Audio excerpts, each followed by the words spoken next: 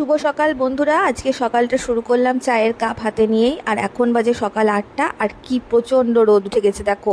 আর কদিন এত গরম পড়েছে কি বলবো। আর এই গরমের মধ্যেই কিন্তু আমাকে বেরোতে হবে।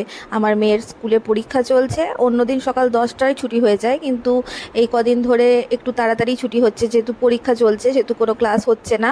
আজকে ওর বাবার সাথে আমিও যাচ্ছি। অন্যদিন ওর বাবাই ওকে আনতে যায়। তো আজকে আমার ওর টিচারদের সাথে একটু কথা বলার আছে, আজকে যেহেতু ওদের শেষ পরীক্ষা। তো দেখো রাস্তায় কত ভিড়, আর ওদের স্কুলটা কিন্তু একবারে মেন রোডের মধ্যেই। আর এ দেখো স্কুল ছুটিও হয়ে গেছে। আসলে আমি চান করে পুজো করে রেডি হয়ে বেরোতে করতে আমারও একটু দেরি হয়ে গেল। আর যেহেতু দুদিন ধরে আমাদের রান্নার দিদিটা আসছে না, সেহেতু একটু খিচিবিচির মধ্যেই আছি। তো ওকে স্কুল থেকে নিয়ে চলে যাব একটু বাজারে। বাজারে যাব, আসলে একটু মাছ কিনবো। যদিও বাজার করার অভিজ্ঞতা আমাদের নেই, কারণ বাজারটা বাবাই করে, কিন্তু আজকে যেহেতু আমরা দুজনেই একসাথেই বেরিয়েছি, যেহেতু ভাবলাম যে একবারে বাজার টাজার করেই বাড়ি ফিরবো। তো মাছের বাজারে যাব।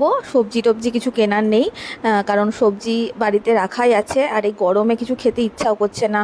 তো বাজারে গিয়ে দেখছি কোন মাছ নেব আর কোন মাছ নেব না ভেবে উঠতে পারছি না। তারপরে দেখলাম আমার মেয়ে তো চিংড়ি মাছ খেতে খুব ভালোবাসে, কিন্তু চিংড়ি মাছটা কিনবো না, কারণ ওর কদিন ধরে খুব অ্যালার্জি হচ্ছিল। ডাক্তারকে দেখালাম, ডাক্তার অনেক কিছু খাওয়াই বারণ করে দিয়েছে।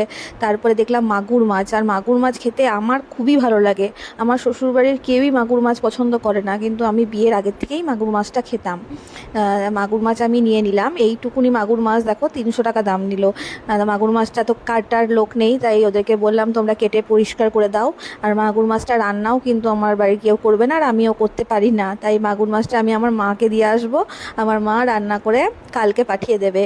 তো যাই হোক, মাগুর মাছ নিয়ে নিলাম। আর এদিকে নিয়ে নিলাম কাতলা মাছ। আমার হাজব্যান্ড মাঝে মধ্যে বাজারে আসে, প্রতিদিন তো বললাম আসে না। তো ও আবার মাছগুলো খুব ভালো লেগেছে ওর দেখে। এখানে অনেক ভেটকি মাছও ছিল। ও মাছ যে বিক্রি করছে তার ফোন নাম্বারটা নিয়ে নিল, কারণ আমাদের মাঝে মধ্যেই বন্ধুদের মধ্যে ছোটোখাটো ফিস্ট টাইপের হয়ে থাকে, তখন ভেটকি মাছ কিনলে এই দাদা পাঠিয়ে দেবে। দাদার সাথে কথাবার্তা বলে নিলাম, বলে আমরা বাড়ি চলে যাচ্ছি। আর এত বাইরে গরম, মানে কি বলবো। আর বাড়ি গিয়ে আমাকে রান্নাও করতে হবে। তো বাড়ি গিয়ে যাক, ভালো লাগলো দেখে, কারণ বাড়ি গিয়ে দেখছি রান্নার দিদিটা আজকে রান্না করতে এসেছে। আর সে করছে জলখাবারে বাঁধাকপির তরকারি। আমি তো বললাম একবারে হালকা করে করো, কারণ এই গরমের মধ্যে একদমই ইচ্ছা করছে না রিচ খাবার খেতে। তো দিদি খুব সুন্দর রান্না করে। তো দিদি বললো ঠিক আছে একবারে হালকা করে করে দিচ্ছি। তো পরে ভিডিওগুলো তোমাদের সাথে আমি শেয়ার করব। তো তোমাদের আজকে কেমন করে তোমরা সারাদিনটা কাটালে আমাকে অবশ্যই তোমরা কমেন্ট বক্সে জানিও।